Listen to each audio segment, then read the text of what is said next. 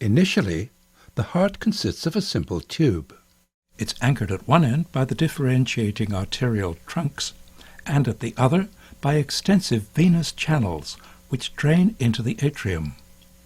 Being fixed at both ends, the cardiac tube grows rapidly in length, and the embryonic ventricle is bent into a loop to the right of the midline. As development continues, the ventricular region swings back to the midline and expands and grows in length to cover the atrium and great veins.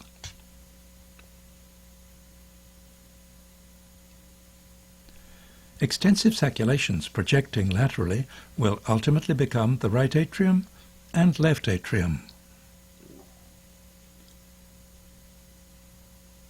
The future left ventricle lies to the left of the interventricular groove, and the embryonic right ventricular or bulboconus region communicates with the truncus arteriosus. A four-chambered heart is formed from this convoluted tube by the development of three septa, partitioning the atria, the ventricles, and the truncus arteriosus. Although these septa develop simultaneously, they will be considered individually. By viewing the heart from the right side, partitioning of the atria and ventricles can be more easily visualized. Externally, a deep groove separates the atrium from the ventricle. Within the heart, the atrioventricular groove appears as a deep invagination, which constricts the atrioventricular canal at its waist. The canal becomes divided along its longitudinal axis by two partitions, growing from the walls of the two common chambers toward the auricular-ventricular junction.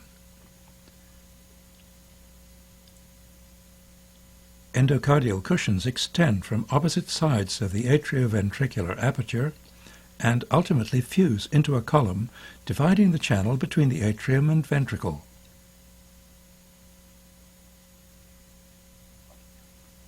From the interventricular ridge, a proliferating muscular septum advances across the common ventricle toward the base of the heart. Simultaneously, the interatrial septum rapidly grows toward the endocardial cushions, progressively constricting the foramen between the atrial chambers, the foramen primum. Before the foramen primum becomes obliterated, a new opening appears high on the interatrial septum. The timely development of this orifice, the foramen secundum, provides uninterrupted shunting of blood from the right atrium directly into the left.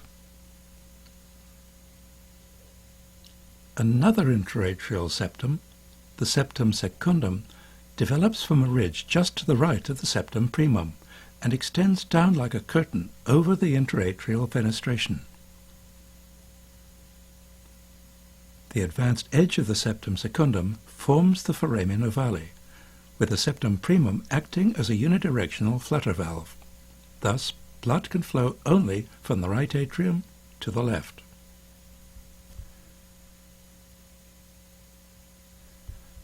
To recapitulate, the common atrioventricular canal is partitioned by the simultaneous proliferation of the endocardial cushions, the muscular interventricular septum, and the interatrial septum.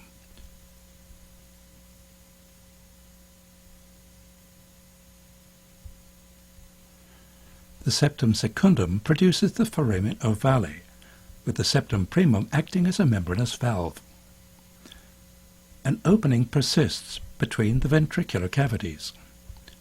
Closure of this interventricular foramen awaits the elaboration of a complex spiral septum, which splits the truncus arteriosus and conus region into the aorta and pulmonary artery.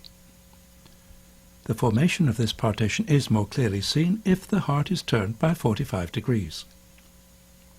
Originally, the right and left ventricles share a common outflow channel, the truncus arteriosus, which gives rise to the aortic arches. The truncus arteriosus is presented schematically as a transparent cylinder. The bifurcation of the truncus arteriosus, illustrated here, represents two of the aortic arches. The fourth aortic arch forms the aorta, and the sixth is the origin of the pulmonary artery. A pair of ridges which develop at the bifurcation spiral down the truncus arteriosus. They fuse along the axis of the cylinder to produce a single spiral septum, extending down towards the ventricles. The interventricular foramen is obliterated by masses of endocardial tissue from the ventricular septum, by the endocardial cushions, and by the spiral aortic septum. The partitioning of the heart into its component chambers and corresponding arteries is now complete. The significance of the spiral aortic pulmonary septum is more readily appreciated in a frontal view of the heart. The aortic pulmonary septum executes a spiral of 180 degrees and swings into line with the superior margin of the interventricular septum. This process accounts for the manner in which the aortic and pulmonary trunks are entwined in the fully developed heart. Blood from the left ventricle enters the aorta, which passes to the right behind the pulmonary artery. Blood from the right ventricle enters the pulmonary artery, which passes in front of the aorta, turning posteriorly on the left side of the mediastinum.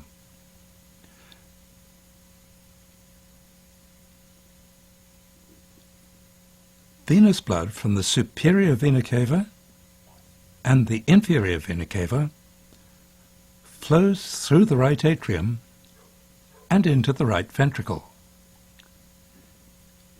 It's ejected into the pulmonary artery, where a major portion continues through the ductus arteriosus into the descending aorta. Resistance to flow through the collapsed lungs is so great that only a small quantity of blood enters the pulmonary arteries. A correspondingly small amount of blood is returned through the pulmonary veins into the left atrium. Oxygenated blood from the placenta enters the inferior vena cava, but tends to stream across the right atrium through the foramen ovale and into the left atrium to supplement the scanty pulmonary venous return. This mixture of venous and oxygenated blood enters the left ventricle and is pumped into the aorta, from which the carotid arteries arise to supply the brain. Through the descending aorta, partially oxygenated blood is distributed to the lower portions of the body. This circulatory pattern persists throughout the remainder of fetal development.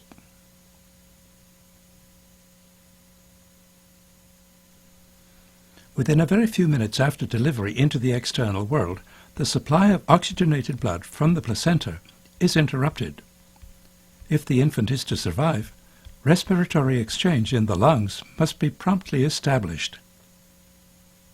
As the lungs become inflated, the resistance to pulmonary blood flow is markedly reduced. Constriction of the ductus arteriosus diverts the entire right ventricular output into the pulmonary circulation. Oxygenated blood returning from the lungs is distributed through the systemic circulation. When the pressure in the left atrium exceeds that in the right atrium, the valvula is pressed over the foramen ovale, and partitioning of the heart is functionally complete.